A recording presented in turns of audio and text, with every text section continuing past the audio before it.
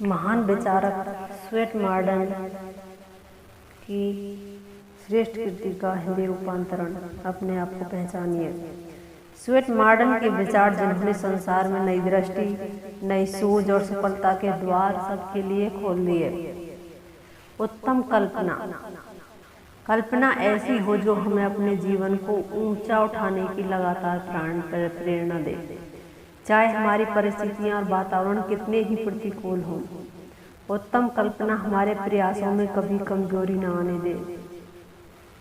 उत्तम कल्पना का आदर्श काम का हमेशा कार्य कुशलता में महत्वपूर्ण हाथ रहता है। कल्पना का अर्थ आकाश कुसुम की आशा करना नहीं है, बल्कि कल्पना वास्तविक, उचित, कल्याणकारी तथा आत्मा की उदारता से ओतप्रोत होनी चाहिए। हमारी उत्तम इच्छा के पीछे कोई दैवीय ताकत भी होती है। ज्ञान इंद्रियों के भोगों की लालसा के पीछे नहीं, वरन जन कल्याणकारी, बहुजन हितकारी इच्छाओं के पीछे ही दिव्य ताकत भी विराजमान रहती है। आत्मा से उगी इच्छा कभी भी व्यक्ति के भोग विलास तक सीमित नहीं रहती। आदर्श उद्देश्य के लिए की गई इच्छा में हमारे हृदय की लालसाएं हमारी रचनात्मक ताकतों में स्फूर्ति का संचार करती हैं, जिसकी हमारे मन में तीव्र लालसा होती है। हमारी तीव्र इच्छा शक्ति ही हमारी कार्य क्षमता में जीवन का संचार करती है। उसी से हमारा सामर्थ्य बढ़ता और पुष्ट होता है। उसी ताकत से हम परिणाम हासिल करने में सफल होते हैं।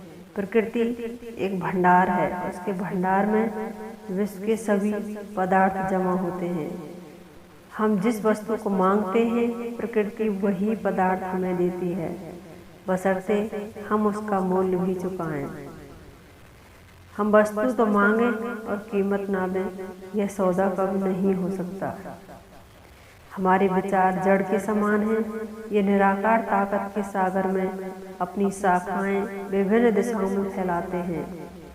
विचार रूपी जड़ें जब क्रियाशील हो जाती हैं, उनमें तरंगें उठने लगती हैं और वे अपने अनुकूल समस्त वस्तुओं को अपनी ओर आकर्षित करने लगती हैं। परिणाम यह होता है कि हमारी इच्छाएं सो जाती हैं। विधाता ने यदि पक्षी को उड़ने की शक्ति न दी होती, तो आकाश में उन्मुक्त विचरण करने की इच्छा भी उनमें पैदा न की होती। ईश्वर ने हमें उदात्त इच्छाएं दी हैं, ऊंची आकांक्षाएं दी हैं, महान काम करने की चाह दी है, श्रेष्ठ जीवन बनाने की कामना दी है। इससे साफ तौर पर पता चलता है कि उसने इन सब भावनाओं को प्रत्यक्ष एवं साकार प्रकट करने की शक्ति और सामर्थ्य भी अवश्य दी है। इस धरातल पर ही हमारे लिए कल्पना और स्वप्न अनिवार्य हैं। इसने हम मनुष्यों की सामान्य शक्ति को दोगुना, तिगुना, चौगुना कर दिया है।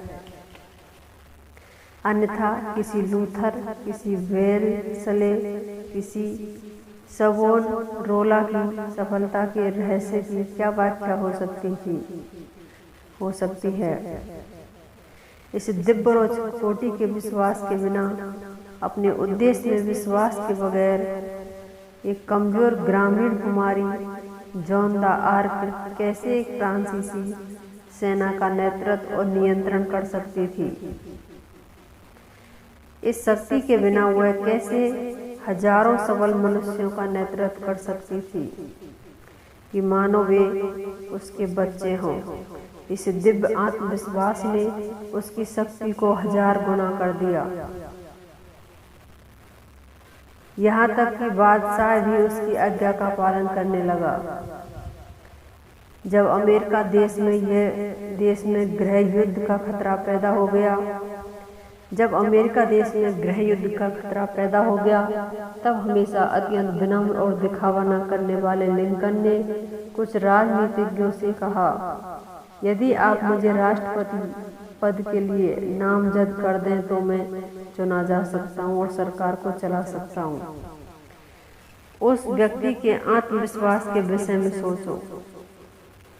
वह एक झोपड़ी में पैदा हुआ था और उसे शिक्षा और संस्कृति के लाभ नहीं मिले थे। ग्रांट के दिव्य आत्मविश्वास के विषय में सोचो। वह 2 साल पहले अज्ञात व्यापारी था। उसने उसकी छोटी सी बिरादरी से बाहर प्राय कोई नहीं जानता था। उसने लिंकन से कहा, मैं गृह युद्ध समाप्त कर सकता हूँ।